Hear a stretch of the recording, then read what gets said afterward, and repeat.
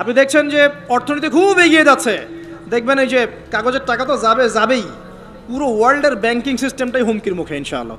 তো শেষ জামানার এই ফিতনাময় যুগটা এমন হবে যে বাহ্যিকতা আর বাস্তবতার মধ্যে আকাশ পাতাল পার্থক্য দেখতে পারবেন। এটাই সেই যুগ যখন নবী সাল্লাল্লাহু আলাইহি ওয়াসাল্লাম বলছেন শেষ জামানায় সত্যবাদী মানুষদেরকে বলা হবে মিথ্যাবাদী, আর মিথ্যাবাদী সবগুলোকে বলা হবে সত্যবাদী। আমানতদার ব্যক্তি, পরম আমানতদার, তাকে বলা হবে খেয়ানতকারী, আর যে ব্যক্তি খেয়ানতকারী রিনাউন্ড, তাকে বলা হবে আমানতদার। সবচেয়ে নিচু স্তরের মানুষকে সবচেয়ে উঁচু আসনে বসানো হবে, এমনও আসছে। কারণে দেখবেন যে ওয়ার্ল্ড অ্যাফেয়ার্স নিয়ে কোনো কথা বললে বলে ভবিষ্যৎবাণী হচ্ছে, অথচ এটা বাস্তব বর্তমান, সেটা খেয়াল নাই। যেটা বাস্তব বর্তমান সেটাকে ভবিষ্যৎ মনে করছে। পুরো ওয়ার্ল্ডের ইকোনমিক সিস্টেম একটা ভয়ঙ্কর হুমকির মুখে আছে। বড় বড় যারা ইকোনমিক্সট এবং যারা মিলিটারি অ্যাফেয়ার্স নিয়ে পড়াশোনা করেন, তারা বলছেন যে এই বিষয়গুলো ওয়ার্ল্ডের সামনে দাঁড়িয়ে আছে। আর পড়াশোনা করে কোরআন সুন্নাহর জ্ঞানের সাথে এই যুগোপযোগী জ্ঞানগুলোকে একত্রিত করে যখন আমরা এগুলোর সলিউশন দেওয়ার চেষ্টা করছি, বলছে গণক, বলছে ভবিষ্যৎ বক্তা, বলছে অমুক তমুক। অথচ ইসলাম, আলেম ওলামা এবং যারা দিনের দায়ী মোবাল্লেগ, তাদের কাছ থেকে জনগণ আসলে আশা করে কি? আপনারা কি আমাদের কাছে শুধু এটাই আশা করেন ওয়াজ মাহফিলের এখানে বসবো, সুবহানাল্লাহ বলা শেখাবো, আলহামদুলিল্লাহ পড়লে কত নাকি হয় এটাই শেখাবো, হ্যাঁ মাসলা মাসাইলগুলো শেখাবো, এতটুকুই যথেষ্ট? হাত বাঁধবেন কোথায়, রফুলিয়া দেন করবেন কি করবেন না, আমিন জোরে না আসতে, এগুলো নিয়েই কথা বলবো খালি? আমরা কি খালি এই আধ্যাত্মিকত্বের বিষয়গুলোই, ইবাদত বন্দিকে জীবনের কথাগুলোই বলবো? ইসলামে কি ইকোনমিক কোনো সেকশন নাই? ইসলামে কি পলিটিক্স নাই? ইসলামে কি জিও পলিটিক্স নাই? ইসলামে কি অন্য অন্য ফিলোসফিক্যাল থটসগুলো নাই? তাহলে যুগ এবং জিজ্ঞাসার সমাধান আপনারা আমাদের কাছে আশা করেন কি করেন না? যুগ এবং জিজ্ঞাসার যে সমাধান, এটা তো আপনার আলেম ওলামার কাছে আশা করবেন, তাই নয় কি? না কার কাছে আশা করবেন? কে দিবে আপনাকে সমাধান? এখন এই সমাধান দেওয়ার জন্য যোগ্যতা কি লাগবে? আপনাকে খিদির হতে হবে, খিদির আলাইহিস সালামের মতো দূরদর্শিতা সম্পন্ন হতে হবে। কিভাবে হবেন? ওই যে আল্লাহ পাক বলছেন আমি তাকে রহমত বা দয়া দিয়েছি। আগে দয়ালু হতে শেখেন, আগে মনের হিংসা দূর করেন, মনটা পবিত্র করেন। আগে পবিত্র হচ্ছে না, টেনশনের কিছু নাই।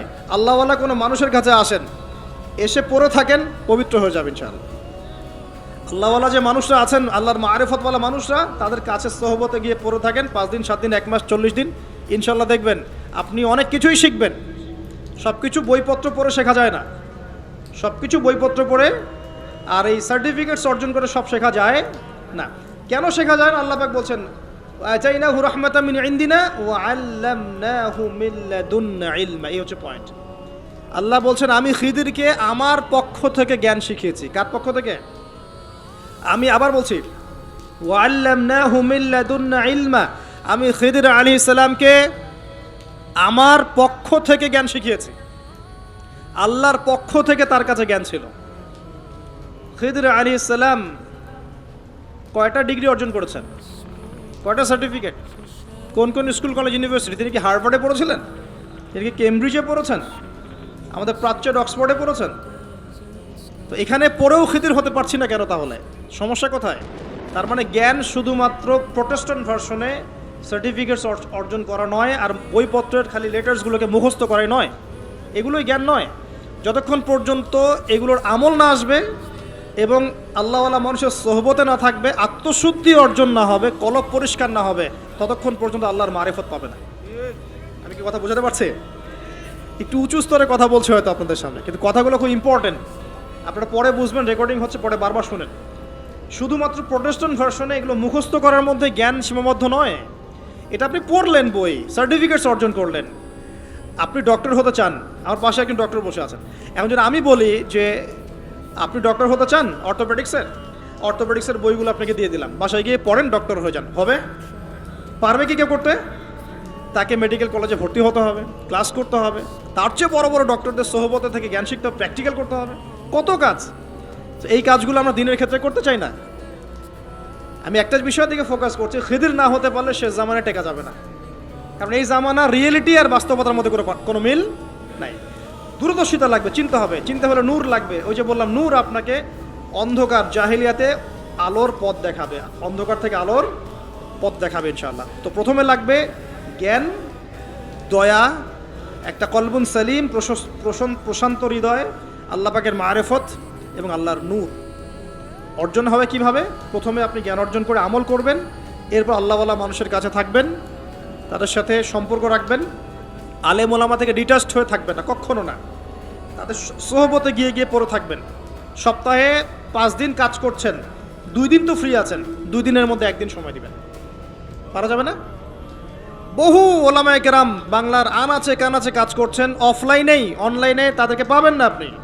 এমনও আল্লাহওয়ালা মারেফতওয়ালা মানুষ আছে বাংলাদেশের মাটিতে, যাদেরকে আপনি অনলাইনে একটা ছবিও খুঁজে পাবেন না, আছে। আমরা বাধ্য হয়ে প্রকাশ হয়ে গেছি, এখন তো ছবি মূর্তি এটা আমরা তো অ্যাভয়েড করতে পারছি না। আর আমি বারবার নিষেধ করার পরেও এই কাজগুলো আপনারা করছেন, এটাকে আমি আসলে খুব একটা সাপোর্ট করি না, কিন্তু বাধ্য হয়ে যাচ্ছে অনেক সময়। আল্লাহ পাক মাফ করে দেখ, দোয়া করি। চেষ্টা করছি যে এগুলো থেকে বের হওয়ার কীভাবে বের হওয়া যায়।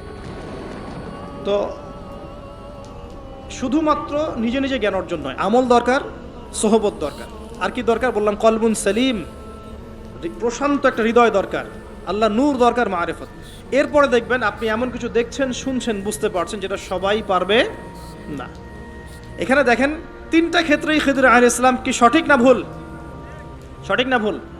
আচ্ছা, এখন তার কাজগুলোকে মূসা আলাইহিস সালামের কাছে কি মনে হচ্ছিল? সঠিক না ভুল? ভুল। এই জামানাটা সেই জামানা যে জামানায় আপনি দেখবেন সত্য মিথ্যার মানদণ্ড উল্টে গেছে। আমানতদারকে খেয়ানতকারী বলা হচ্ছে, খেয়ানতকারীকে আমানতদার বলা হচ্ছে। প্রচণ্ড রকম উগ্র একজন মানুষকে আপনি বলছেন ভালো মানুষ, কিন্তু একজন ভালো মানুষকে আপনি বলছেন উগ্র। বাহ্যিকভাবে আপনি দেখছেন ইকোনমিক প্রোগ্রেস, আসলে দেখছেন ধসে যাচ্ছে। বাস্তবতা হচ্ছে এটা ধসে যাচ্ছে। আপনি দেখছেন নারীর অধিকার একদম, আদতে নারীরা জাহান্নামী হচ্ছে বেশি বেশি। বাহ্যিকভাবে দেখছেন যে পোশাক চেঞ্জ হয়ে যাচ্ছে, ছেলের পোশাক মেয়ে, মেয়ের পোশাক ছেলে, তাই না? এটা শুধু বাহ্যিক পোশাকেই হচ্ছে না, এটা আপনার সমাজের ফাংশনাল রোলটাও চেঞ্জ হচ্ছে। সমাজের ফাংশনাল রোলের মধ্যে মেয়ে ছেলের জায়গায় আসছে, ছেলে মেয়ের জায়গা যাচ্ছে। ভিতর থেকে দেখা শেখেন আপনি, ভিতর থেকে দেখা শেখেন। দেখছি আমরা উম্মার জন্য অনেক কিছু করে ফেলছি, কিন্তু আদতে আমরা এখন ঐক্যবদ্ধই হতে পারছি না। আমরা সবাই মিলে একটা জায়গায় আসতেই পারছি না এখনো। ছোটোখাটো বিষয়গুলোকে নিয়ে অনলাইন অফলাইন গরম করে রেখে দিচ্ছে একেবারে, তাই না? অথচ বাস্তবতা হচ্ছে দিন দিন মানুষ খ্রিস্টান হচ্ছে, দিন দিন মানুষ কাদিয়ানি হচ্ছে, দিন দিন মানুষ শিয়া হয়ে যাচ্ছে, উম্মার ঐক্য বিনষ্ট হচ্ছে। মিডিয়া, প্রযুক্তি, ফাইন্যান্স সব পশ্চিমারা নিয়ে নিচ্ছে। আমরা এই বসে বসে এভাবেই আছি, আপোষে ইখতিলাফ। এগুলো টোটালি টাইম ওয়েস্ট করা। আর কি বলবো, এগুলো থেকে দূরে থাকতে গিয়েও পারা যাচ্ছে না, মানুষ জোর করে টেনে নিয়ে আসছে এখানে। দূরে থাকতে গিয়েও পারা যাচ্ছে না, মানুষ জোর করে টেনে নিয়ে আসছে এখানে। সকল অবস্থায় প্রশংসা একমাত্র কার জন্যে?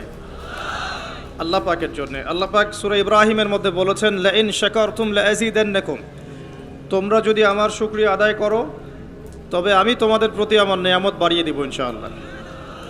ওয়া লাইন কাফারতুম ইন্না আযাবি লাশাদীদ, আর তোমরা যদি আমার প্রতি অকৃতজ্ঞ হও, শুকরিয়া আদায় না করো, তাহলে জেনে রেখো যে আমার আযাব বড়ই কঠিন। আমরা চিন্তা করি যে আল্লাহ পাক গফুর রহিম, কিন্তু ভুলে যাই যে আল্লাহ রাব্বুল আলামিন শাদীদুল ইকাব বটে। আল্লাহ পাক শুধু পরম করুণাময় অসীম দয়ালুই নন, তিনি কিন্তু একই সাথে কঠোর শাস্তিদাতাও বটে। ইন্না বাতশা রাব্বিকা লাশাদীদ, সূরা বুরুজের মধ্যে আছে না? ইন্না বাতশা রাব্বিকা লাশাদীদ, আল্লাহ পাকের আযাব, শাস্তি, পাকড়াও বড়ই কঠিন। ইন্নাহু হুয়া ইউবদিউ ওয়া ইউঈদ ওয়া হুয়াল গফুরুল ওয়াদুদ, আল্লাহ পাকের পাকড়াও কঠিন, আবার আল্লাহ পাক তারপরেই বলছেন ওয়া হুয়াল গফুরুল ওয়াদুদ, তিনি পরম করুণাময় এবং প্রেমময়। সাউন্ডটা একটু ক্লিয়ার করতে বলেন। তো আমরা যেটা শিখলাম প্রথমেই, যে আল্লাহ রাব্বুল আলামিন আমাদেরকে যে হালেই রাখুক না কেন, আমরা যে অবস্থাতেই থাকি, সর্বাবস্থায় সমস্ত প্রশংসা কার জন্যে? তো আবারও বলেন আলহামদুলিল্লাহ, আলহামদুলিল্লাহ। এরপর আমরা দরুদ পাঠ করেছি। নবী সাল্লাল্লাহু আলাইহি ওয়াসাল্লাম বলেছেন, কেউ যদি তার প্রতি একবার দরুদ পাঠ করে, আল্লাহ রাব্বুল আলামিন তার উপর 10 বার রহমত বর্ষণ করবেন ইনশাআল্লাহ তাআলা। তার আমল নামা থেকে 10টা পাপ মুছে দেওয়া হবে, 10টা নেকি লিখে দেওয়া হবে, এবং তার মর্যাদা আল্লাহ পাক আরও 10 গুণ বৃদ্ধি করে দিবেন ইনশাআল্লাহ তাআলা। যারা টেনশন ফ্রি লাইফ লিড করতে চায়, দুশ্চিন্তা মুক্ত সুস্থ সুন্দর জীবন চায়, তাদের উচিত বেশি বেশি দরুদ শরীফ পড়া। কি পড়া? কারণ কি জানেন? কারণ যখন আল্লাহর কোনো বান্দা মুহাম্মদ সাল্লাল্লাহু আলাইহি ওয়াসাল্লামের উম্মত, মুসলিম মুমিন ব্যক্তি, সে যখন নবী সাল্লাল্লাহু আলাইহি ওয়াসাল্লামের প্রতি দরুদ এবং সালাম পেশ করে, তখন এই দরুদ এবং সালামগুলো সংগ্রহ করার জন্যে আল্লাহ রাব্বুল আলামিনের স্পেশাল কিছু ফেরেশতা আছেন। কি আছেন? ফেরেশতা আছেন। এই মালায়েকা বা সম্মানিত ফেরেশতাগণ সেই দরুদগুলোকে সংগ্রহ করে, সালামগুলোকে সংগ্রহ করে নবী সাল্লাল্লাহু আলাইহি ওয়াসাল্লামের রওজা বা কবরে পৌঁছে দেন এবং নবী সাল্লাল্লাহু আলাইহি ওয়াসাল্লাম এর উত্তর দিয়ে থাকেন। তো সালামের অর্থ কি? আসসালামু আলাইকুম অর্থ কি? আপনার উপর বা আপনাদের উপরে শান্তি বর্ষিত হোক। যখন আপনি বলছেন ওয়া আলাইকুমুস সালাম, এর অর্থ কি? আপনার উপরেও শান্তি বর্ষিত হোক। তো নবী সাল্লাল্লাহু আলাইহি ওয়াসাল্লাম যখন কোনো ব্যক্তির সালামের জবাবে সালামের উত্তর দিবেন, তখন সেই ব্যক্তির জীবনে শান্তি আসবে না? তার দোয়া পাওয়া গেল না? এজন্য একজন সাহাবীর বাসায় নবী সাল্লাল্লাহু আলাইহি ওয়াসাল্লাম গিয়েছেন, গিয়ে বাহির থেকে ডাকছেন এবং সালাম দিচ্ছেন। তো সেই সাহাবী শুনতে পেরেছেন কিন্তু চুপ করে আছেন। তার ছেলে এসে বলছেন, হে আমার বাবা, আল্লাহর নবী সাল্লাল্লাহু আলাইহি ওয়াসাল্লাম সালাম দিচ্ছেন, আপনি জবাব দিচ্ছেন না কেন? বের হচ্ছেন না কেন? তিনি বলছেন, তিনি 2 বার সালাম দিয়েছেন, আরেকবার সালাম দেওয়ার আগেই আমি বের হব ইনশাআল্লাহ। তবে তার সালাম যত বেশি আসতে থাকবে আমার ঘরে তত শান্তি বরকত বেশি হবে। তো এটা হচ্ছে পরকালীন ব্যবসা আর কি, পরকালীন বুদ্ধিদীপ্ত সিদ্ধান্ত। নবী সাল্লাল্লাহু আলাইহি ওয়াসাল্লামের ব্যাপারে আমরা কথা বলার আগে আরও কিছু ফেজ পার করে যাব ইনশাআল্লাহ। তার আগে আরেকটা হাদিস শুনিয়ে দেই। নবী সাল্লাল্লাহু আলাইহি ওয়াসাল্লাম একদিন মসজিদ নববীর মিম্বরের উপরে আছেন। প্রথম ধাপে তিনি বলেছেন আমিন, দ্বিতীয় ধাপে উঠে বলছেন আমিন, এবং তৃতীয় ধাপে উঠে বলছেন আমিন। সাহাবায়ে কেরাম জিজ্ঞাসা করছেন রাদিয়াল্লাহু আনহুম আজমাইন যে হে আল্লাহর রাসূল সাল্লাল্লাহু আলাইহি ওয়াসাল্লাম, এভাবে তো কখনো আপনাকে আমিন বলতে শুনিনি। তখন নবীজি বলছেন, যখন আমি প্রথম ধাপে ছিলাম তখন জিবরাইল আলাইহিস সালাম এসে আমাকে বলছেন যে ধ্বংস হোক সেই ব্যক্তি, ধ্বংস হোক সেই ব্যক্তি যে ব্যক্তি তার পিতা মাতাকে পেয়েছে বা বৃদ্ধ পিতা মাতাকে পেয়েছে, দুজনকে বা দুজনের একজনকে পেয়েছে, তাদের খেদমত করে জান্নাত লাভ করতে পারে নাই, সে ব্যক্তি ধ্বংস হোক। তখন নবীজি বলেছেন আমিন। আমি কি বুঝতে পারছি? আমাদের বাসায় কি পিতামাতা আছে? পিতামাতার খেদমতের মধ্য দিয়ে জান্নাত অর্জন করার চেষ্টা করুন, আল্লাহ পাক তৌফিক দান করুন। আবার অনেক সময় বিপরীত চিত্রও দেখা যায় যে অনেক পিতামাতা সন্তান সন্ততিদেরকে দ্বীন ইসলাম পালনে বাধা প্রদান করছেন। দাড়ি রাখলে বাধা দিচ্ছেন, টাকনুর উপর কাপড় পরলে বাধা দিচ্ছেন, নামাজ ধরলে, কোরআন তেলাওয়াত করলে, আল্লাহর পথে সময় দিলে, আল্লাহর পথে মেহনত করলে বাধা প্রদান করছেন। এটাও কিন্তু ঠিক হচ্ছে না। এর ফল আপনাকেই পরবর্তী জীবনে ভোগ করতে হবে। আমাদের প্রত্যেক পরিবারের ছেলেরা যেন এভাবে গড়ে ওঠে যে বাবা মারা গেলে জানাজার নামাজটা যেন পড়তে পারে, আল্লাহ তৌফিক দান করুন। দ্বিতীয় সিঁড়িতে নবী সাল্লাল্লাহু আলাইহি ওয়াসাল্লাম তখন বলছেন আমিন। কেন বলছেন? বিকজ জিবরাইল আলাইহিস সালাম এসে বলছেন যে সেই ব্যক্তি ধ্বংস হোক যে ব্যক্তি রমজান মাসকে পেয়েছে কিন্তু রমজান মাসকে পেয়েও নিজের গুনাহ মাফ করাতে পারে নাই, সে ব্যক্তি ধ্বংস হয়ে যাক। নবীজি বলেছেন কি? আমিন। তার মানে আমাদের আসন্ন যে রমাদান আছে, এই তো মার্চ মাসেই রমাদান চলে আসবে ইনশাআল্লাহ, আর সময় খুব দ্রুত চলে যাবে, কারণ এটা শেষ জামানা চলছে। বছর যাবে কিসের মতো? মাসের মতো। মাস যাবে সপ্তাহের মতো, সপ্তাহ যাবে দিনের মতো। এই যে আজকে জুমার দিন, এই গত জুমায় আর এই জুমার মধ্যে সময়ের খুব বেশি পার্থক্য পেয়েছেন? সময় সংকীর্ণ হচ্ছে, অর্থ হচ্ছে সময়ের বরকত উঠে যাচ্ছে। কি উঠে যাচ্ছে? বরকত। এই যে ঢাকায় আমরা দেখি যে মানুষ মেটেরিয়ালিজম জীবনযাপন করে, সবাই মেটেরিয়ালিস্টিক, বস্তুবাদী। তো ছোটাছুটি খালি সকাল থেকে রাত পর্যন্ত শুধু ছোটাছুটি। তাদের মধ্যে অল্প কিছু মানুষ পরকালীন স্বার্থে ছোটে, বেশিরভাগ মানুষই দুনিয়ার স্বার্থে ছোটে আর কি। তো দুনিয়ার স্বার্থে ছোটা মানুষগুলোকে আল্লাহ পাক রাস্তার মাঝখানে ট্রাফিক জ্যামে বসিয়ে রেখে দেন। দুনিয়ার জন্য ছুটছিস, ছুট এখন। সময়টাকে হায়াতটা, নিজের জীবনের হায়াতের একটা বড় অংশ রাস্তায় ট্রাফিক জ্যামে শেষ হয়ে যায়। কোথায় যাবেন? সময় তো আল্লাহর হাতে। সময় কার হাতে? আল্লাহর হাতে। আল্লাহ পাক যেভাবে ইচ্ছা সময়কে আবর্তিত করবেন। সময়ের বরকত উঠে যাওয়া অর্থ কি? সময়ের বরকত নষ্ট হয়ে যাওয়ার অর্থ হচ্ছে আমরা আমাদের 50-60 বছর হায়াতে সেই কাজগুলো করতে পারছি না যেই কাজগুলো সাহাবায়ে কেরাম রাদিয়াল্লাহু আনহুম 30-40 বছরে করে ফেলেছে। মুয়াজ বিন জাবাল রাদিয়াল্লাহু আনহু নাম শুনেছেন? 39 কি 40 বছর, কোনো বর্ণনায় 36 বছর তিনি বেঁচে ছিলেন। তিনি 36 বছরে ইসলামের জন্য যা করেছেন, আমরা কি 100 বছরে সেটা করতে পেরেছি? সম্ভব? সময়ের বরকত উঠে যাচ্ছে।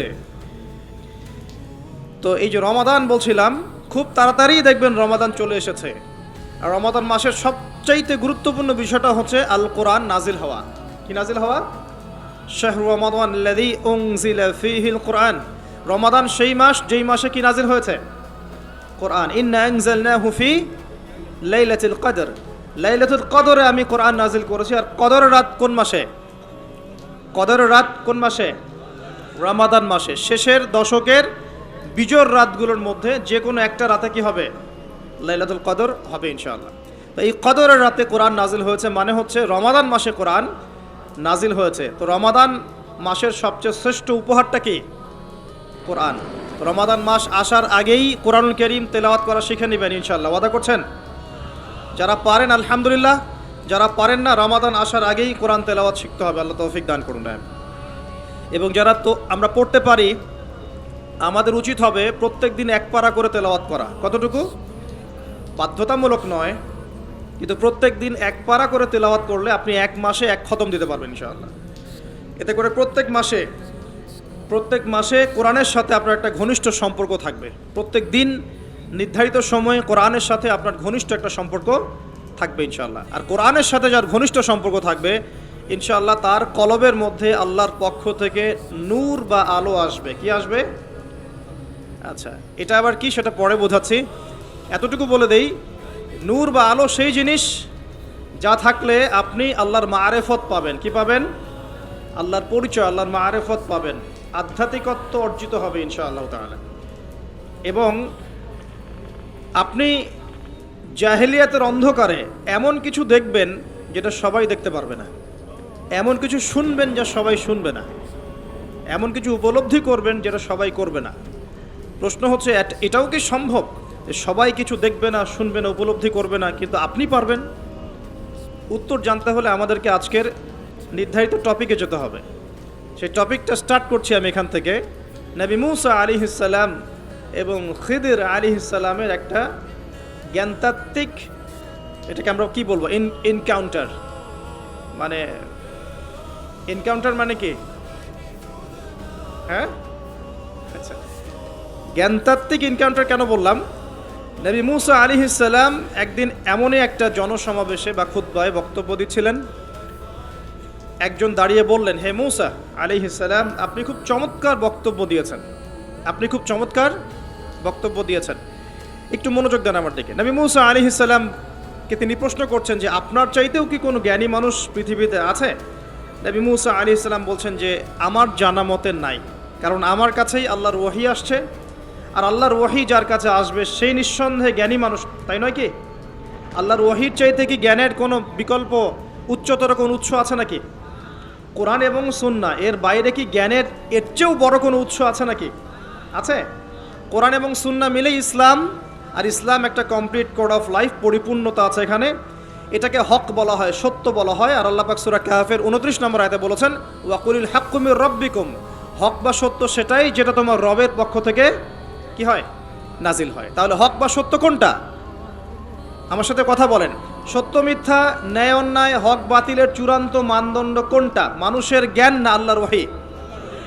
কথা কি বুঝতে পারছেন? একটু মনোযোগ দিতে হবে, কারণ আমি গতানুগতিক তো আপনাকে সুর করে কিছু বলতে পারবো না, এটা আমার দ্বারা হয় না, পারি না। আর একটু মনোযোগ রাখতে হবে এই কারণে যে একটা ফেজ মিস করে ফেললে আপনি পরে লিঙ্ক আপ করতে পারবেন না। তো হক মানে সত্য মিথ্যা ন্যায় অন্যায়, এর চূড়ান্ত মানদণ্ডটা কি? মানুষের মস্তিষ্ক প্রসূত কোনো দর্শন, সায়েন্স, আপনার মানুষের মানব রচিত কোনো বিধান, নাকি মানুষের মন গড়া কোনো ফিলসফি ইত্যাদি, মানে যুক্তি, বিজ্ঞান, দর্শন, ফিলোসফিক্যাল থটস, এগুলোর উপরে সত্য মিথ্যার চূড়ান্ত মানদণ্ডটা কি? উত্তরটা কি? সূরা কাহফের কত নম্বর আয়াতে আছে? 29 নম্বর আয়াত। আল্লাহ পাক বলছেন ওয়াকুলিল হাক্কু মির রাব্বিকুম, হক, সত্য, ন্যায় অন্যায়ের চূড়ান্ত মানদণ্ড তোমার রবের পক্ষ থেকে কি হয়? নাজিল হয়। তো তাওরাত নাজিল হয়েছিল না রবের পক্ষ থেকে? তাহলে তাওরাত ছিল ওই সময়ের হক, ছিল না হক? আচ্ছা, জাবুর কার পক্ষ থেকে নাজিল হয়েছে? আল্লাহর পক্ষ থেকে। জাবুর ছিল ওই সময়কার হক। জাবুর কার উপর নাজিল হয়েছিল? কার উপর? দাউদ আলাইহিস সালাম। তাওরাত কার উপরে? তাওরাত নবী মুসা আলাইহিস সালাম, যার ব্যাপারে কথা বলা শুরু করেছি। তো মুসা আলাইহিস সালাম বলছেন আমার কাছে তো আল্লাহর পক্ষ থেকে ওহী আসে, তার মানে তিনিই সবচেয়ে জ্ঞানী মানুষ হবেন, স্বাভাবিক, তাই নয় কি? আচ্ছা, ইনজিল কার উপর নাজিল হয়েছে? নবী ঈসা আলাইহিস সালাম। মারা গেছেন না বেঁচে আছেন? আচ্ছা, আবারও আসবেন পৃথিবীতে? এক শ্রেণীর মানুষ বিশ্বাস করে তিনি মারা গেছেন, আর এক শ্রেণীর মানুষ বিশ্বাস করে তিনি আল্লাহর সন্তান ছিলেন, নাউজুবিল্লাহ। এবং তাদের সংখ্যাও কিন্তু প্রায় 500-700 কোটি। ঠিক আছে? এই যে আমরা বলি যে বেশিরভাগ মানুষ যা বলবে সেটাই সত্য, তাই না? মেজরিটি শুড বি গ্রান্টেড, আমরা একটা কথা বলি না? তো এই যে বেশিরভাগ মানুষ বলছে ঈসা আলাইহিস সালাম আল্লাহর সন্তান, নাউজুবিল্লাহ, এখন আপনি কি বিশ্বাস করবেন? ব্যাস, আর কোনো যুক্তির দরকার আছে? এই তো প্রমাণ হয়ে গেল যে বেশিরভাগ মানুষ যা বলবে তা সবসময় সত্য হয় না। কখন সত্য হয়? যখন সেটা কোরআন এবং সুন্নাহর বা আল্লাহর বিধানের আলোকে হবে, তখন ইনশাআল্লাহ তাআলা সত্য হবে। যদি বেশিরভাগ মানুষ বলেন আপনারা যে সুদ হারাম, সত্য না মিথ্যা? বেশিরভাগ মানুষ যদি বলেন মদ হারাম, সত্য না মিথ্যা? বেশিরভাগ মানুষ যদি বলেন আপনারা যে পর্দাটা ভালো, আল্লাহর বিধান, ফরজিয়াত, সত্য হবে না মিথ্যা হবে? এখন যদি বেশিরভাগ মানুষ বলে মদ হালাল, জেনা হালাল, ফ্রি মিক্সিং হালাল, গার্লফ্রেন্ড বয়ফ্রেন্ড এই প্রেম করাটা হালাল, তারপরে যে পর্নোগ্রাফি হালাল, আপনার এই যে রিবা বা সুদ হালাল, সুদ তো এখন হালালই নয়, বরং সুদ তো এখন ফরজ ওয়াজিব হয়ে গেছে আমাদের উপরে, নাকি? এটা ছাড়া মানুষ চলতে পারে নাকি? এই পুরো সুদভিত্তিক একটা দেশ না, সুদভিত্তিক বিশ্ব কায়েম করেছে একটা মানে কি বলবো, একটা গোত্র, একটা সভ্যতা, সুদভিত্তিক একটা বিশ্ব কায়েম করে ফেলেছে। এখন বিশ্বের কোনো কান্ট্রি সুদমুক্ত হতে পারবে না। বিশ্বের কোনো কান্ট্রি 100% এখন সুদমুক্ত হতে পারবেই না। শ্রীলঙ্কা দেউলিয়া হয়ে গেল কেন? কেন? One of the most important কারণ হচ্ছে রিবা। আমরা তো বলছি এখানে করাপশন ইত্যাদি, ওই মেগা প্রজেক্ট হাবিজাবি, এগুলো পরে। এর চেয়ে বড় কারণ হচ্ছে রিবা বা সুদ। এটা মানুষের রক্ত এবং শ্রম আর যে অর্থ সম্পদকে চুষে নিয়ে ফেলবে একেবারে। এ কারণে দেখবেন বিশ্বের একটা অংশ রিবার মধ্য দিয়ে অনেক ধনী হয়েছে, আর বাকি অংশগুলো কিন্তু আস্তে আস্তে পভার্টি এবং ডেস্টিটিউশনের মধ্যে গিয়েছে। রক্ত চুষে খাওয়া, এটা হলো গরিবের রক্ত সাক করা, চুষে খাওয়া। এ কারণেই হয়তোবা নবী সাল্লাল্লাহু আলাইহি ওয়াসাল্লাম যখন মেরাজের রাতে গিয়েছেন আল্লাহ পাকের সাথে সাক্ষাৎ করতে, তখন তাকে অনেক আযাব দেখানো হয়েছে না? এই আযাবগুলোর মধ্যে একটা আযাব তিনি দেখেছেন, কিছু মানুষকে রক্তের নদীতে ফেলে মাথা ফাটিয়ে দেওয়া হচ্ছে। কিসের নদী? রক্তের নদী, মাথা ফাটিয়ে দেওয়া হচ্ছে। মাথা যখন বিক্ষিপ্ত হয়ে যায়, পাথর দূরে চলে যায়, আবার পাথর ফেরেশতা নিয়ে আসতে গিয়ে মাথা আবার জোড়া লেগে যায়। রক্তের নদীতে সাঁতার কাটছে। নবী জিজ্ঞাসা করলেন সাল্লাল্লাহু আলাইহি ওয়াসাল্লাম, এরা কারা? অপরাধ কি ছিল? জিবরাইল আলাইহিস সালাম বলছেন, এরা হচ্ছে আপনার উম্মতের ওইসব ব্যক্তি যারা সুদখোর ছিল। রক্তের নদী কেন? কারণ মানুষের রক্ত চুষে এটা বড়লোক হয়েছে। আসুন, তো আমি একটা পয়েন্ট থেকে কথা বলা শুরু করেছি যে সত্য মিথ্যা ন্যায় অন্যায়ের চূড়ান্ত মানদণ্ড কি হবে? মানুষের জ্ঞান, সায়েন্স এবং যুক্তি, না আল্লাহর ওহী? কোনটা? যদি মানুষের জ্ঞান, বিজ্ঞান এবং যুক্তি আল্লাহর ওহীর অনুকূলে হয়, সেটা অবশ্যই গ্রহণযোগ্য, তাই নয় কি? অবশ্যই গ্রহণযোগ্য। আর যদি মানুষের জ্ঞান, বিজ্ঞান এবং যুক্তি দর্শনগুলো কোরআন সুন্নাহ বা আল্লাহর ওহীর বিপরীতে চলে যায়, তখন কি আপনি সেটা গ্রহণ করবেন? আচ্ছা, মেজরিটি কখন গ্রান্টেড হবে? যখন সেটা কোরআন সুন্নাহর অনুকূলে হবে ইনশাআল্লাহ। প্রতিকূলে গেলে কি নেবেন? এই যে বেশিরভাগ মানুষ যদি বলে সুদ হালাল, নেবেন? মদ হালাল, জেনা হালাল, নেবেন? আচ্ছা, এই কনসেপ্টটাকে ক্লিয়ার করেন। এবার আসেন, মুসা আলাইহিস সালাম কি বলছেন? হ্যাঁ, আমি জ্ঞানী মানুষ। ও আচ্ছা, তৃতীয় সিঁড়িটা একটু শেষ করে নেই। 3 নম্বর সিঁড়িতে নবী সাল্লাল্লাহু আলাইহি ওয়াসাল্লাম, তখন তিনি বলছেন আমিন। সাহাবীরা বলছেন কি জন্য ইয়া রাসূলুল্লাহ? তিনি বলছেন জিবরাইল আলাইহিস সালাম এসেছেন আমার কাছে, এসে বলছেন সেই ব্যক্তি ধ্বংস হোক যার সামনে আমার নাম উচ্চারিত হয়েছে, মুহাম্মদ সাল্লাল্লাহু আলাইহি ওয়াসাল্লাম, কিন্তু নাম শুনে সে দরুদ পাঠ করে নাই। এই 3 শ্রেণীর মানুষ কি হবে? ধ্বংস। এই জন্য আমি বলেছিলাম যে নবী সাল্লাল্লাহু আলাইহি ওয়াসাল্লামের নাম আসলেই পড়বেন কি সাল্লাল্লাহু আলাইহি ওয়াসাল্লাম। 10টা নেকি হবে, আল্লাহ 10 বার রহম করবেন, 10টা গুনাহ মাফ হবে, ইনশাআল্লাহ আপনি ধ্বংসপ্রাপ্তদের অন্তর্ভুক্ত হবেন না। আল্লাহর নবীর অভিশাপ আপনার উপরে থাকবে না ইনশাআল্লাহ তাআলা। একটা ছোট্ট কথা বলে সামনে যাই। যে নবীর নাম শুনে দরুদ পাঠ না করলেই অভিশপ্ত হতে হচ্ছে, যে নবীর নাম শুনে দরুদ পাঠ না করলেই অভিশপ্ত হতে হচ্ছে, সেই নবীর সুন্নতের খেলাফ জীবনযাপন করলে নিশ্চয়ই পুরস্কৃত হতে হবে। তাহলে কি হবে? সেই নবীর সুন্নত আদর্শ ব্যক্তি, পরিবার, সমাজ এই জীবনে যদি আমরা প্রতিষ্ঠা না করতে পারি তাহলে নিশ্চয়ই আমরা পুরস্কৃত হব নাকি? হব? নবীর নাম শুনে দরুদ না পড়লেই সে অভিশপ্ত হচ্ছে। ধ্বংস হোক সে ব্যক্তি যে ব্যক্তির সামনে নবীর নাম উচ্চারিত হলো, দরুদ পাঠ করলো না, ধ্বংস হোক। মানে নবী বলছেন আমিন, তার মানে নবী সাল্লাল্লাহু আলাইহি ওয়াসাল্লাম বদদুয়া করলেন, তাই নয় কি? নবীজি কি করলেন? এখানে বদদুয়া করলেন, সে ধ্বংস হোক। যেমন নবীজি ওই যে রিবা সাথে সম্পৃক্ত ব্যক্তিরা আল্লাহ এবং তার রাসূলের সাথে যুদ্ধ করে না? কোরআনে আছে, রিবা যদি তুমি না ছাড়ো, এর উপর অটল থাকো, তাহলে সে যেন আল্লাহ এবং তার রাসূলের সাথে যুদ্ধের ঘোষণা করলো। এটাকে অভিশাপ নয় কি? নবীর অভিশাপ নিয়ে চললে সারা জীবনে কি কল্যাণ এবং কামিয়াবি আসবে?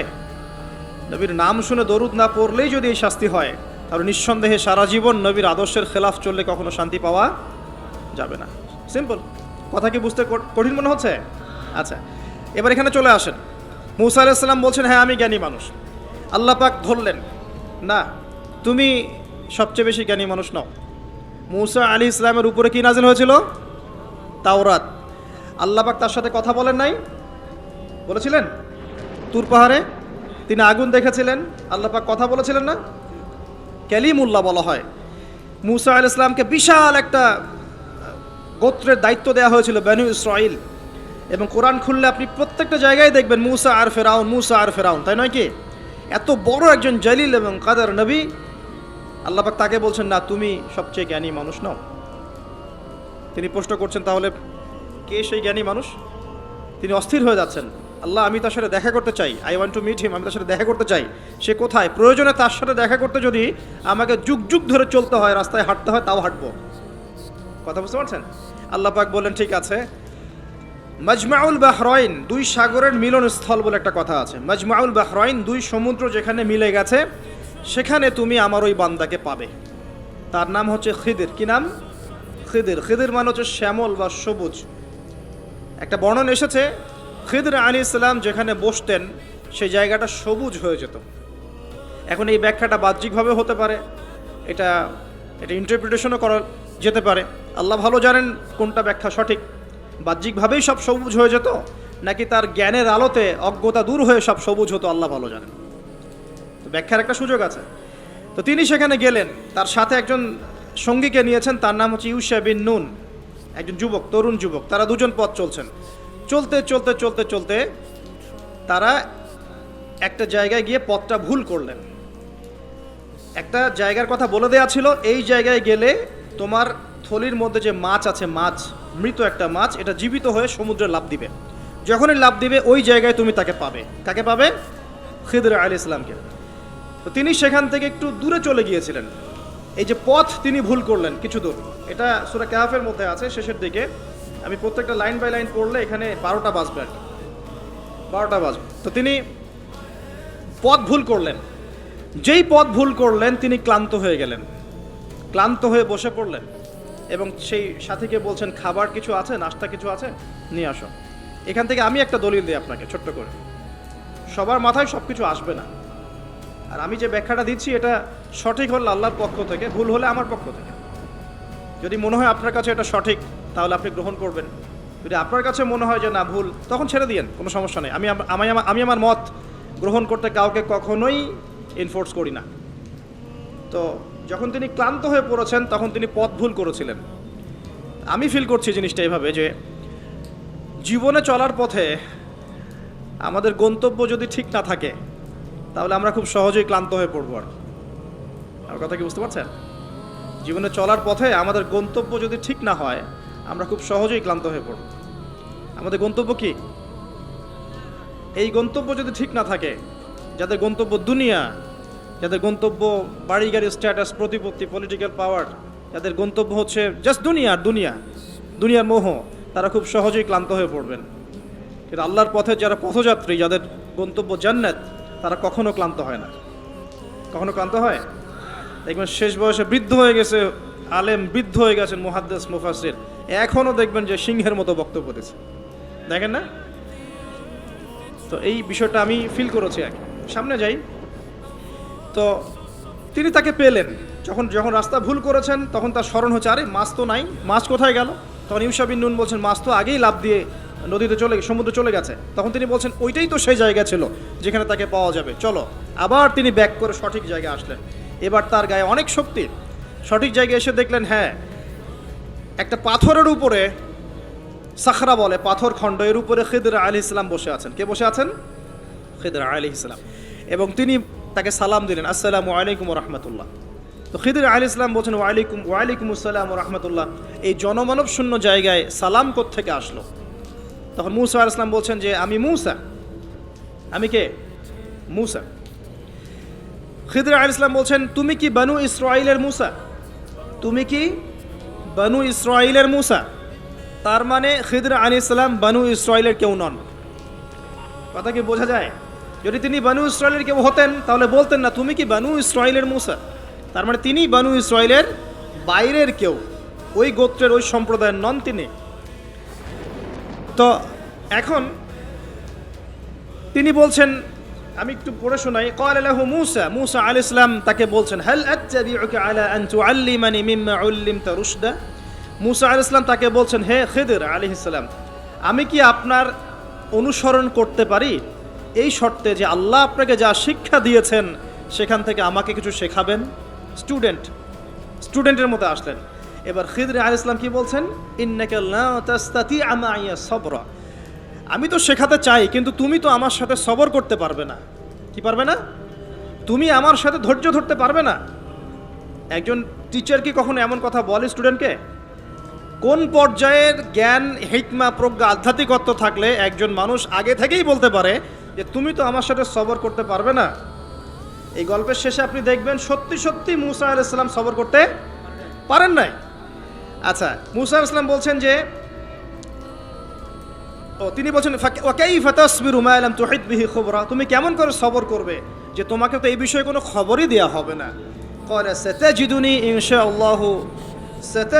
ইনশাআল্লাহু সাবিরান ওয়া লা আ'সি লাকা আমরা। মূসা আলাইহিস সালাম বলছেন, ইনশাআল্লাহ আপনি আমাকে ধৈর্যশীল পাবেন এবং আমি আপনার কাজে কোনো রকমের ভ্যাটও দিব না, বাধা দিব না।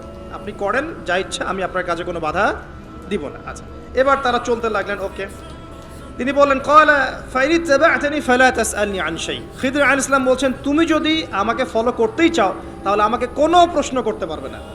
আমি যা করব চুপচাপ দেখতে হবে, পরে আমি তোমাকে জানিয়ে দেব, কিন্তু তোমার কোনো প্রশ্ন করা চলবে না। এমন কোনো টিচার দেখেছেন ছাত্রকে বলে প্রশ্ন করতে পারবে না? যা পড়াচ্ছি পড়ো, যা বোঝাচ্ছি বুঝো, যেমনে চালাচ্ছি চলাও। পৃথিবীর সবচেয়ে জ্ঞানী মানুষ কে? খিদর আলাইহিস সালাম।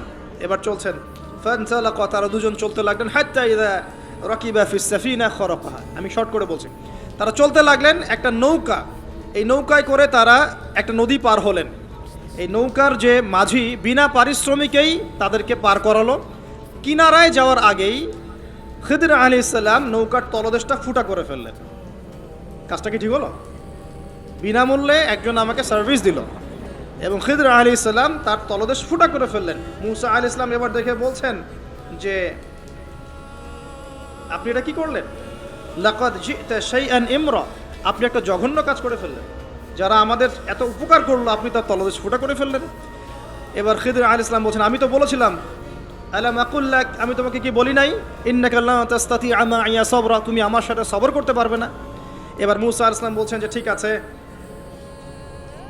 লা তুআখিযনি বিমা নাসিত ওয়া লা তুরহিকনি মিন আমরি উসরা, আমি যেটা ভুলে গিয়েছিলাম এই বিষয়ে আমাকে আর পাকড়াও করেন না, এরপর থেকে আমি আর কোনো সমস্যা করবো না ইনশাআল্লাহ। ঠিক আছে। আবার তারা চললেন। চলতে পথে এবার একটা বালকের দেখা, ছোট্ট। ফানতালাকা হাত্তা ইযা লাকিয়া গুলামান ফাকাতালাহ।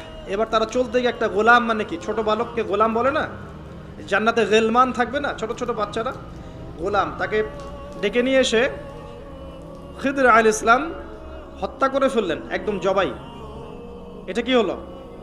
এটা তো নৌকা ফুটা করাকেই তিনি চ্যালেঞ্জ করলেন, এবার তো বাচ্চাকে জবাই করে ফেলেছে। এবার তিনি বলছেন যে সুবহানাল্লাহ, قال أقتلت نفسا زكية بغير نفس لقد جئت شيئا نكرا। আপনি নিষ্পাপ পবিত্র একটা বাচ্চাকে এভাবে হত্যা করে ফেললেন, আপনি তো একটা জঘন্য অপরাধ করে ফেললেন। কে বলছেন এই কথা? মুসা আলাইহিস সালাম। আবার তিনি বলছেন قال ألم أقل لك إنك لن تستطيع معي صبرا। আমি কি তোমাকে বলি নাই তুমি আমার সাথে সবর করতে পারবে না? শেষবারের মতো قال إن سألتك عن شيء بعدها فلا تصاحبني। এরপর যদি আমি আর একটা কোশ্চেন করেছি তাহলে আমাকে আর সাথে নিয়েন না। কে বলছে কথা? মুসা আলাইহিস সালাম, যিনি বলছেন আমি জ্ঞানী মানুষ, যার উপর তাওরাত নাযিল হচ্ছে। এবার ফানতালাকা, তারা চললেন, হাত্তা ইযা আতায়া আহলা ক্বরিয়াতিন ইসতাতআমা আহলাহা ফাআবাউ আন ইউদাইফুহুমা ফাওয়াজাদা ফিহা জিদারান ইউরিদু আন ইয়ানকাদ্দা ফাআকামা ক্বালা লাউ শি'তা লাত্তাখাযতা আলাইহি আজরা। ঘটনা হচ্ছে এই যে তারা এবার চলতে পথে একটা গ্রামে প্রবেশ করলেন, গ্রামের লোকজনের কাছে মেহমানদারি চাইলেন। পানি, খাবার, নাস্তা পানি কিছু হবে? কোনো মেহমানদারি পেলেন না। অনেকটা আমাদের দ্য সিটি অফ আখিরুজ্জামানের মতো আর কি, আমাদের হচ্ছে পশ্চিমা সভ্যতার যে বস্তুবাদী জীবন ব্যবস্থা, প্রতিবেশীকে খোঁজ নেওয়ার সময় নাই, ভিক্ষুক আসলে মাফ করো। আচ্ছা না, এখন কি মানুষের উপকার করতে খুব বেশি পছন্দ করে? সত্যি কথা বলেন দেখি, বেশিরভাগ মানুষই কি এখন মানুষের উপকার করতে পছন্দ করে?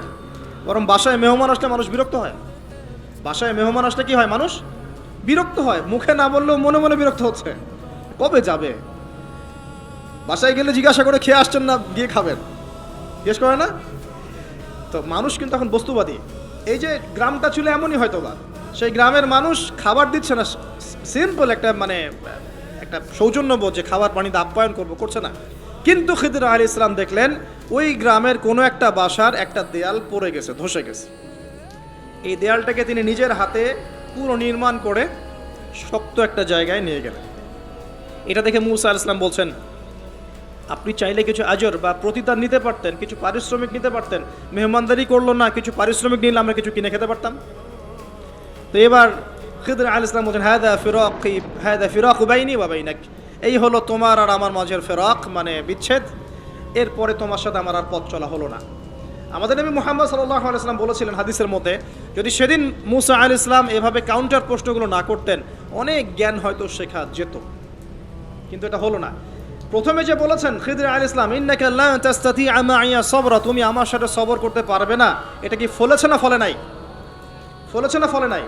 আচ্ছা, এবার চলেন সামনে। তিনি বিচ্ছেদের আগে বলছেন, ঠিক আছে, যাওয়ার আগে আমি তোমাকে জানিয়ে দিব কি কারণে আমি এই কাজগুলো করেছি। এক নাম্বার, আমি যে নৌকাটা ফুটা করেছিলাম, আমি শর্ট করে বলছি, ওই নৌকা যদি ফুটা না করতাম তাহলে এই সমুদ্রের পিছনে একটা জলদস্যুদের দল ছিল, এরা ভালো ভালো নৌকাগুলোকে হাইজ্যাক করে, সিজ করে নেয়। এই নৌকা ফুটা আছে, এই নৌকা তারা নিবে না। বাহ্যিক চোখে মনে হচ্ছে যে আমি ওই ব্যক্তিদের ক্ষতি করেছি, কিন্তু আসলে আমি ওই ব্যক্তিদের কিন্তু উপকার করেছি প্রকৃত অর্থে। তুমি সেটা বুঝতে পারো না, কারণ তুমি বাইরের চোখ দিয়ে দেখেছো, আর আমি আল্লাহ পাকের মারেফত দিয়ে দেখেছি। কথা কি বুঝতে পারছেন? দ্বিতীয় যে বাচ্চাটাকে আমি খুন করেছি, বা খুন না, এটা খুন বলা ঠিক হবে না, হত্যা করেছি, সেই বাচ্চাটাকে আমি নিজের ইচ্ছায় হত্যা করি নাই, আল্লাহ পাকের আদেশে করেছি। কারণ এই বাচ্চা যদি বড় হতো তাহলে এই বিশ্বের বড় কাফেরদের একজন হতো। যদি ফেরাউনকে ছোটবেলায় কেউ হত্যা করতো তাহলে কি ফেরাউন বড় হতো? আচ্ছা, যাই হোক, যদিও এটা তাকদীর বা কদার, এটা আমি আল্লাহর আদেশে করেছি। আমি নিজের মন গড়া কোনো দর্শনে কাজটা করি নাই, আল্লাহর হুকুমে করেছি। তৃতীয় যে দেয়ালটা আমি নির্মাণ করেছিলাম, ওই বাড়িতে থাকে দুইজন এতিম বালক, যাদের পিতা এবং মাতা খুবই সৎ ছিল। কি ছিল? সৎ ছিল। এখানে একটা ছোট্ট কথা বলে দেই, আপনি আমি যদি পিতামাতা হিসেবে সৎ হই, নেককার, মুত্তাকি, পরহেজগার হই, আমাদের বংশধরদের ভালো মন্দ দেখার দায়িত্ব আল্লাহ পাকের। এই যে খিদর আলাইহিস সালাম বহু বছর পর সেখানে এসেছেন, পিতামাতা অনেক আগেই মারা গেছেন, ওই খিদর আলাইহিস সালামের হাতে এতিম বালকের খেদমত আল্লাহ পাক করে দিলেন। বুঝতে পারছেন কথা? এতিম দুই বালকের এই দেয়াল ছিল, এই দেয়ালের নিচে ওই দুই এতিম বালকের পৈতৃক রেখে যাওয়া কিছু সম্পত্তি আছে মাটির নিচে। যদি দেয়াল নির্মাণ না করতাম, মানুষ ওই সম্পদ নিয়ে চলে যেত। এখন দেয়াল দিয়ে আমি এটাকে শক্ত করে দিয়েছি, এরা যখন বড় হবে তখন সেই সম্পদ পাবে। তো বাহ্যিকভাবে তোমার কাছে মনে হয়েছে আমি বিনা পারিশ্রমিকে অহেতুক একটা কাজ করছি, কিন্তু সত্যিকার অর্থে আল্লাহর হুকুমে আমি সেটা দেখেছি যা তুমি দেখতে পারো নাই, আমি সেটা বুঝেছি যা তুমি বুঝতে পারো নাই। এরপরে তাদের বিচ্ছেদ হয়ে যায়। আমি আপনাকে একটু দেখাই যে এখানে দেখুন, তিনটা ক্ষেত্রেই মূসা আলাইহিস সালাম বাহ্যিকতাকে প্রাধান্য দিয়েছেন, কিন্তু খিদর আলাইহিস সালাম ইন্টারনাল আইজ বা আমরা যেটাকে বলি ইন্টারনাল অবজারভেশন, এটাকে প্রাধান্য দিয়েছেন। আপনি আর আমি যদি খিদর আলাইহিস সালামের মতো মুত্তাকি, পরহেজগার, জ্ঞানী, নিরহংকারী এবং বিনয়ী হতে পারি, কোরআন এবং সুন্নাহর মানদণ্ড চর্চা করে ইখলাস ঠিক রেখে, নিয়াত ঠিক রেখে শুধুমাত্র আল্লাহ পাকের সন্তুষ্টির জন্যে আল্লাহর পথে দাওয়াতের কাজ, মেহনতের কাজ, দিনের প্রচার প্রসারের কাজ করতে পারি, ইনশাআল্লাহ তাআলা আপনার যদি হৃদয়টা কলবুন সালিম হয়, কলবের মধ্যে নূর থাকে, আল্লাহর মারিফত থাকে, ইনশাআল্লাহ আপনি এমন কিছু দেখবেন যা সবাই দেখবে না, আপনি এমন কিছু শুনবেন সবাই শুনবে না, আপনি এমন কিছু উপলব্ধি করবেন যা সবাই করতে পারছে না। এখানে তিনটা ক্ষেত্রেই খিদর আলাইহিস সালাম এমন কিছু দেখেছেন, বুঝেছেন যা মূসা আলাইহিস সালাম পারেন নাই। পৃথিবীর সবচেয়ে জ্ঞানী মানুষের এক্সাম্পল আপনাকে দিচ্ছি এখন। এই তিনটা ঘটনা আপনি কি বুঝলেন? বাহ্যিকতা আর রিয়েলিটি, মানে যেটা দেখা যাচ্ছে বাহ্যিক চোখ দিয়ে, আর রিয়েলিটি বাস্তবতা এক জিনিস না। এই তিনটা ক্ষেত্রেই বাহ্যিক চোখে যা দেখা যাচ্ছে রিয়েলিটি বাস্তবতা সেটা নয়। কথা ঠিক আছে? কথা কি বুঝতে পারছেন? বাহ্যিক চোখ দিয়ে যা দেখা যাচ্ছে রিয়েলিটি বাস্তবতা সেটা নয়। ইকোনমিক প্রোগ্রেস প্রোগ্রেস প্রোগ্রেস, ভিতরে সুদ দিয়ে মানুষকে ধসিয়ে দেওয়া হবে, হচ্ছে না এখন? দেখবেন হাইলি কনস্ট্রাক্টেড বিল্ডিংস, উঁচু উঁচু বিল্ডিংসের একদম প্রতিযোগিতা, কি প্রোগ্রেস, কিন্তু এখানে দেখবেন করাপশন, দুর্নীতি, মানুষের আত্মসাৎ, সম্পদ আত্মসাৎ, এবং নগ্ন পদে রাখাল শ্রেণীর মানুষরা উঁচু উঁচু বিল্ডিং নির্মাণ করছে সুদ দিয়ে এবং দুর্নীতির মাধ্যমে। এটাও কিয়ামতের একটা আলামত। এখানে আপনি দেখবেন নারীরা এগিয়ে যাচ্ছে, মাশাআল্লাহ, একদম ছুটছে দুরন্ত বেগে উন্নতি, অগ্রগতি, প্রোগ্রেসের দিকে। বাস্তবিক অর্থ হচ্ছে এরা ছুটছে জাহান্নামের দিকে। দেখবেন ফেমিনিস্ট রেভলিউশন দিয়ে একদম মেয়েদের অধিকার আদায় করে একদম মুখের ফেনা তুলে ফেলেছে। বাস্তবতা হচ্ছে একটা মেয়ের রাস্তাঘাটে ধর্ষণ হচ্ছে, ইজ্জতের কোনো গ্যারান্টি নাই। এবং এই কারণেই এই বর্তমান বিশ্বের বাস্তবতা আর বাহ্যিকতার মধ্যে আদতে কোনো মিল নাই। যা দেখছেন মিথ্যা, যা দেখছেন সব সত্য নয়, বেশিরভাগই মিথ্যা। দেখছেন নারীর অধিকার, আন্দোলন, প্রোগ্রেস, আসলে নারীর সম্মানের কোনো এখানে কোনো গ্যারান্টি নাই। নারীকে পণ্য বানিয়ে ফেলা হচ্ছে, পণ্য। তার দেহের প্রদর্শনী দিয়ে কোটি কোটি টাকার ডলারের ব্যবসা করা হচ্ছে। আপনি দেখছেন যে অর্থনীতি খুব এগিয়ে যাচ্ছে, দেখবেন এই যে কাগজের টাকা তো যাবেই, পুরো ওয়ার্ল্ডের ব্যাংকিং সিস্টেমটাই হুমকির মুখে। ইনশাআল্লাহ তাআলা বলবে, ভবিষ্যৎবাণী করছে গণক বক্তা, তুমি তো খিদির নাও, তুমি সেটা দেখবা কেমন করে?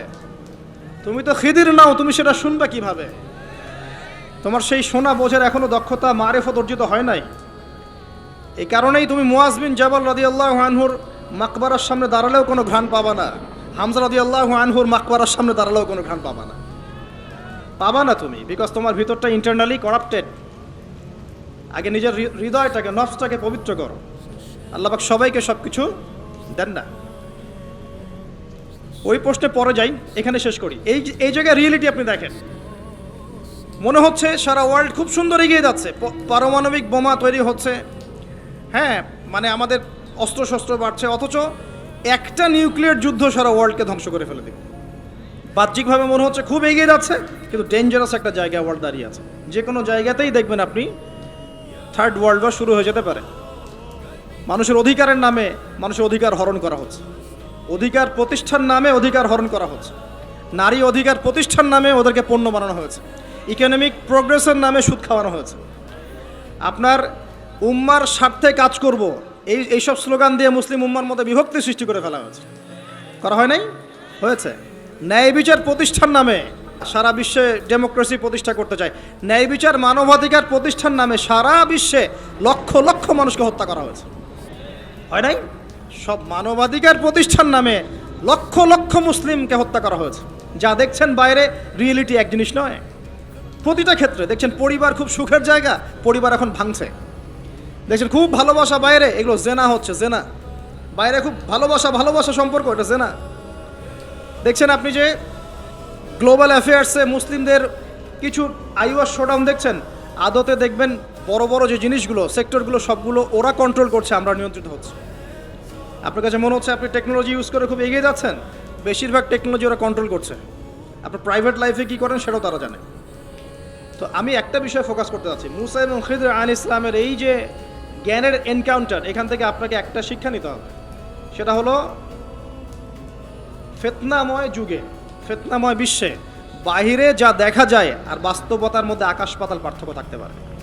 এই বিষয়টা প্রত্যেকটা সেক্টর ঘেটে ঘেটে আপনি খেয়াল করেন, আপনি বুঝতে পারবেন। ইভেন আমাদের মুসলিমদের মধ্যেও দেখবেন মানুষকে ভালো কিছু দেওয়ার নাম করে মানুষকে বড় বড় ওলামায়ে কেরাম থেকে সরিয়ে দেওয়া হয় নাই, মানুষকে আলেম ওলামার সোহবত থেকে সরিয়ে দেওয়া হচ্ছে না। একা একা তুমি দিন পালন করো, বুখারি মুসলিম পড়ো, মুফতি হয়ে যাও, হচ্ছে না? এগুলো হচ্ছে, মানে বাহ্যিকতা যা দেখছেন রিয়েলিটির মধ্যে অনেক পার্থক্য, অনেক সমস্যা। কিছু মানুষ বলছে লা ইলাহা ইল্লাল্লাহ বললেই জান্নাতে চলে যাওয়া যাবে, আমলের কোনো দরকার নাই। কিছু মানুষ বলছে তাকদির বলতে কিছুই নাই। আবার কিছু মানুষ বেরোছে বলছে যে কোরআন মানলেই হবে, হাদিস মানার দরকার নাই। তো বাহ্যিকতা, ধর্মের মধ্যেও দেখবেন বাহ্যিকতা যা দেখছেন রিয়েলিটি এমন নয়। তো শেষ জামানার এই ফিতনাময় যুগটা এমন হবে যে বাহ্যিকতা আর বাস্তবতার মধ্যে আকাশ পাতাল পার্থক্য দেখতে পারবেন। এটাই সেই যুগ যখন নবী সাল্লাল্লাহু আলাইহি ওয়াসাল্লাম বলছেন শেষ জামানায় সত্যবাদী মানুষদেরকে বলা হবে মিথ্যাবাদী, আর মিথ্যাবাদী সবগুলোকে বলা হবে সত্যবাদী। আমানতদার ব্যক্তি, পরম আমানতদার, তাকে বলা হবে খেয়ানতকারী। আর যে ব্যক্তি খেয়ানতকারী, রিনাউন্ড, তাকে বলা হবে আমানতদার। সবচেয়ে নিচু স্তরের মানুষকে সবচেয়ে উঁচু আসনে বসানো হবে, এমনও আসছে। হাদিসগুলো খালি পড়েন, এবং এই যে একটা আপনাকে দর্শন দিয়ে গেলাম, খিদর আলাইহিস সালামের দৃষ্টিভঙ্গিটা অর্জন করেন, দেখবেন আপনি অনেক কিছুই বুঝতে পারছেন যেটা সবাই পারছে না। এটা বোঝার জন্য এখন কি লাগবে, এখান থেকে আমি একটু করণীয় বলে শেষ করে দিই, অনেক লম্বা হয়ে যাবে না হলে। দেখেন, খিদর আলাইহিস সালাম কিন্তু একদিনে একা একা হয়নি। প্রথমত আল্লাহ পাক তার সম্পর্কে কি বলেছেন একটা কথা বলে দিই। আল্লাহ পাক বলছেন যে তিনি আল্লাহর একজন বান্দা ছিলেন, ফাওয়াজাদা আবদান, তিনি আল্লাহর একজন বান্দা ছিলেন, মিন ইবাদিনা, আল্লাহর বহু বান্দাদের মধ্যে তিনি একজন আল্লাহর বান্দা ছিলেন। কে? খিদর আলাইহিস সালাম। আতাইনাহু রাহমাতাম মিন ইনদিনা, খিদর আলাইহিস সালামকে আমি আমার পক্ষ থেকে রহমত দিয়েছিলাম। আল্লাহর পক্ষ থেকে কি দিয়েছেন আল্লাহ পাক? রহমত, দয়া। আপনি দয়ালু না হতে পারলে, আপনি যদি দয়ালু না হতে পারেন, তাহলে আল্লাহর সেই মারিফত, নূর আর জ্ঞান পাবেন না। তো আগে মানুষের প্রতি, উম্মার প্রতি, সবার প্রতি দয়ালু হতে হবে। তো হ্যাঁ, সবাই আমার ভাই, সবাই আমার উম্মার অংশ, আমি সবার কল্যাণ চাই, কেউ আমার শত্রু নয়। একটা দয়ালু মনোভাব তো লাগবে আগে। নিজে আগে মনে করেন আমি হকের ডিলার, জান্নাতের ডিলার, তোমাদের লিজ লাগলে আসো নিয়ে যাও, তাহলে তো সমস্যা। মনের মধ্যে যদি হিংসার, বিদ্বেষ, পরশ্রীকাতরতার, অহংকারের এইসব বিষ বাষ্প পুষে রাখেন, তাহলে খিদর হবেন কিভাবে? নূর পাবেন কিভাবে? মারিফত অর্জন করবেন কিভাবে? আর হক বাতিল চিনবেনই বা কিভাবে? নিজে চিনবেন না, মানুষকে চেনাবেন কিভাবে? এই কারণে দেখবেন যে ওয়ার্ল্ড অ্যাফেয়ার্স নিয়ে কোনো কথা বললে বলে ভবিষ্যৎবাণী হচ্ছে, অথচ এটা বাস্তব বর্তমান, সেটা খেয়াল নাই। যেটা বাস্তব বর্তমান সেটাকে ভবিষ্যৎ মনে করছে। পুরো ওয়ার্ল্ডের ইকোনমিক সিস্টেম একটা ভয়ঙ্কর হুমকির মুখে আছে। বড় বড় যারা ইকোনমিক্সট এবং যারা মিলিটারি অ্যাফেয়ার্স নিয়ে পড়াশোনা করেন, তারা বলছেন যে এই বিষয়গুলো ওয়ার্ল্ডের সামনে দাঁড়িয়ে আছে। আর পড়াশোনা করে কোরআন সুন্নাহর জ্ঞানের সাথে এই যুগোপযোগী জ্ঞানগুলোকে একত্রিত করে যখন আমরা এগুলোর সলিউশন দেওয়ার চেষ্টা করছি, বলছে গণক, বলছে ভবিষ্যৎ বক্তা, বলছে অমুক তমুক। অথচ ইসলাম, আলেম ওলামা এবং যারা দিনের দায়ী, মোবাল্লেগ, তাদের কাছ থেকে জনগণ আসলে আশা করে কি? আপনারা কি আমাদের কাছে শুধু এটাই আশা করেন ওয়াজ মাহফিলের এখানে বসবো, সুবহানাল্লাহ বলা শেখাবো, আলহামদুলিল্লাহ পড়লে কত নাকি হয় এটাই শেখাবো? হ্যাঁ, মাসলা মাসাইলগুলো শেখাবো, এতটুকুই যথেষ্ট? হাত বাঁধবেন কোথায়, রফুলিয়া দেন করবেন কি করবেন না, আমিন জোরে নাচতে, এগুলো নিয়েই কথা বলবো খালি? আমরা কি খালি এই আধ্যাত্মিকত্বের বিষয়গুলোই, ইবাদত বন্দিকে জীবনের কথাগুলোই বলবো? ইসলামে কি ইকোনমিক কোনো সেকশন নাই? ইসলামে কি পলিটিক্স নাই? ইসলামে কি জিও পলিটিক্স নাই? ইসলামে কি অন্য ফিলোসফিক্যাল থটসগুলো নাই? তাহলে যুগ এবং জিজ্ঞাসার সমাধান আপনারা আমাদের কাছে আশা করেন কি করেন না? যুগ এবং জিজ্ঞাসার যে সমাধান, এটা তো আপনার আলেম ওলামার কাছে আশা করবেন, তাই নয় কি? না কার কাছে আশা করবেন? কে দিবে আপনাকে সমাধান? এখন এই সমাধান দেওয়ার জন্য যোগ্যতা কি লাগবে? আপনাকে খিদির হতে হবে, খিদর আলাইহিস সালামের মতো দূরদর্শিতা সম্পন্ন হতে হবে। কিভাবে হবেন? ওই যে আল্লাহ পাক বলছেন আমি তাকে রহমত বা দয়া দিয়েছি। আগে দয়ালু হতে শেখেন, আগে মনের হিংসা দূর করেন, মনটা পবিত্র করেন আগে, পবিত্র হচ্ছে না, টেনশনের কিছু নাই। আল্লাহওয়ালা কোনো মানুষের কাছে আসেন, এসে পড়ে থাকেন, পবিত্র হয়ে যাবেন ইনশাআল্লাহ। আল্লাহওয়ালা যে মানুষরা আছেন, আল্লাহর মারিফতওয়ালা মানুষরা, তাদের কাছে সোহবতে গিয়ে পড়ে থাকেন 5 দিন 7 দিন 1 মাস 40 দিন, ইনশাআল্লাহ দেখবেন আপনি অনেক কিছুই শিখবেন। সব কিছু বইপত্র পড়ে শেখা যায় না, সব কিছু বইপত্র পড়ে আর এই সার্টিফিকেটস অর্জন করে সব শেখা যায় না। কেন শেখা যায় না? আল্লাহ পাক বলছেন আতাইনাহু রাহমাতাম মিন ইনদিনা ওয়া আল্লামনাহু মিন লাদুন্না ইলমা। এই হচ্ছে পয়েন্ট। আল্লাহ বলছেন আমি খিদিরকে আমার পক্ষ থেকে জ্ঞান শিখিয়েছি। কার পক্ষ থেকে? আমি আবার বলছি ওয়া আল্লামনাহু মিন লাদুন্না ইলমা, আমি খিদির আলাইহিস সালামকে আমার পক্ষ থেকে জ্ঞান শিখিয়েছি। আল্লাহর পক্ষ থেকে তার কাছে জ্ঞান ছিল। খিদির আলাইহিস সালাম কয়টা ডিগ্রি অর্জন করেছেন? কয়টা সার্টিফিকেট? কোন কোন স্কুল কলেজ ইউনিভার্সিটি? তিনি কি হার্ভার্ডে পড়েছিলেন? তিনি কি কেমব্রিজে পড়েছেন? আমাদের প্রাচ্যের অক্সফোর্ডে পড়েছেন? তো এখানে পড়েও খিদির হতে পারছি না কেন? তাহলে সমস্যা কোথায়? তার মানে জ্ঞান শুধুমাত্র প্রোটেস্ট্যান্ট ভার্সনে সার্টিফিকেটস অর্জন করা নয়, আর বইপত্রের খালি লেটার্সগুলোকে মুখস্থ করাই নয়, এগুলোই জ্ঞান নয়। যতক্ষণ পর্যন্ত এগুলোর আমল না আসবে এবং আল্লাহওয়ালা মানুষের সোহবতে না থাকবে, আত্মশুদ্ধি অর্জন না হবে, কলব পরিষ্কার না হবে, ততক্ষণ পর্যন্ত আল্লাহর মারিফত পাবে না। আমি কি কথা বোঝাতে পারছি? একটু উঁচু স্তরে কথা বলছি হয়তো আপনাদের সামনে, কিন্তু কথাগুলো খুব ইম্পর্টেন্ট। আপনারা পরে বুঝবেন, রেকর্ডিং হচ্ছে, পরে বারবার শুনেন। শুধুমাত্র প্রোটেস্ট্যান্ট ভার্সনে এগুলো মুখস্থ করার মধ্যে জ্ঞান সীমাবদ্ধ নয়। এটা আপনি পড়লেন, বই সার্টিফিকেটস অর্জন করলেন। আপনি ডক্টর হতে চান, আমার পাশে একজন ডক্টর বসে আছেন। এখন যদি আমি বলি যে আপনি ডক্টর হতে চান অর্থোপেডিক্সের বইগুলো আপনাকে দিয়ে দিলাম, বাসায় গিয়ে পড়েন, ডক্টর হয়ে যান, হবে? পারবে কি কেউ করতে? তাকে মেডিকেল কলেজে ভর্তি হতে হবে, ক্লাস করতে হবে, তার চেয়ে বড় বড় ডক্টরদের সোহবতে থেকে জ্ঞান শিখতে হবে, প্র্যাকটিক্যাল করতে হবে, কত কাজ। তো এই কাজগুলো আমরা দিনের ক্ষেত্রে করতে চাই না। আমি একটা বিষয়ের দিকে ফোকাস করছি, খিদির না হতে পারলে সে জামানায় টেকা যাবে না। কারণ এই জামানা রিয়েলিটি আর বাস্তবতার মধ্যে কোনো মিল নাই। দূরদর্শিতা লাগবে, চিন্তা হবে, চিন্তা হলে নূর লাগবে। ওই যে বললাম, নূর আপনাকে অন্ধকার জাহিলিয়াতে আলোর পথ দেখাবে, অন্ধকার থেকে আলোর পথ দেখাবে ইনশাআল্লাহ। তো প্রথমে লাগবে জ্ঞান, দয়া, একটা কলবুন সালিম, প্রশান্ত হৃদয়, আল্লাহ পাকের মারিফত এবং আল্লাহর নূর অর্জন হবে কিভাবে? প্রথমে আপনি জ্ঞান অর্জন করে আমল করবেন, এরপর আল্লাহওয়ালা মানুষের কাছে থাকবেন, তাদের সাথে সম্পর্ক রাখবেন, আলেম ওলামা থেকে ডিটাচড হয়ে থাকবেন না, কখনো না।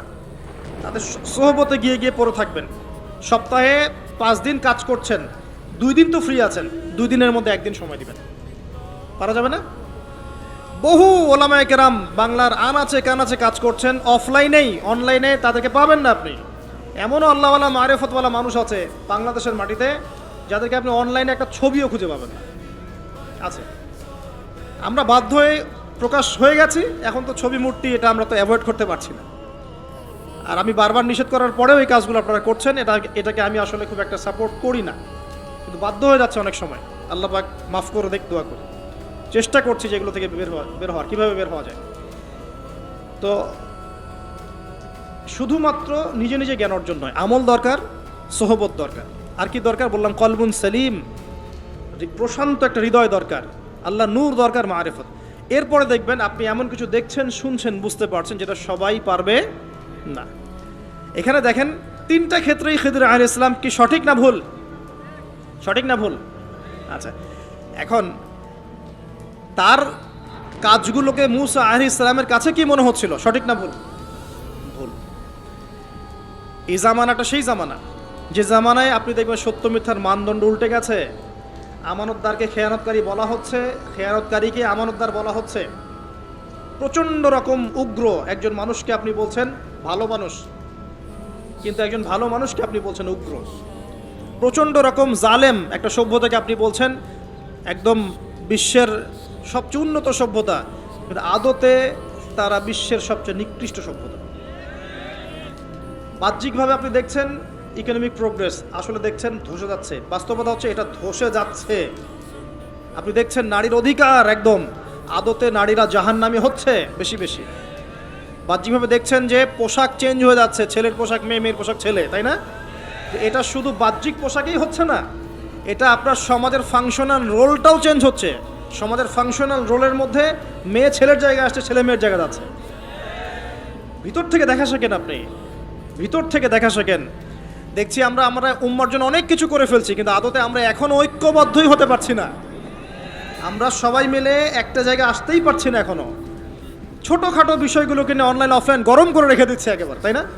অথচ বাস্তবতা হচ্ছে দিন দিন মানুষ খ্রিস্টান হচ্ছে, দিন দিন মানুষ কাদিয়ানি হচ্ছে, দিন দিন মানুষ শিয়া হয়ে যাচ্ছে, উম্মার ঐক্য বিনষ্ট হচ্ছে। মিডিয়া, প্রযুক্তি, ফাইন্যান্স সব পশ্চিমারা নিয়ে নিচ্ছে। আমরাই বসে বসে এভাবেই আছি, আপোষে ইখতিলাফ। এগুলো টোটালি টাইম ওয়েস্ট করা। আর কি বলবো, এগুলো থেকে দূরে থাকতে গিয়েও পারা যাচ্ছে না, মানুষ জোর করে টেনে নিয়ে আসছে এখানে। দূরে থাকতে গিয়েও পারা যাচ্ছে না, মানুষ জোর করে টেনে নিয়ে আসছে এখানে।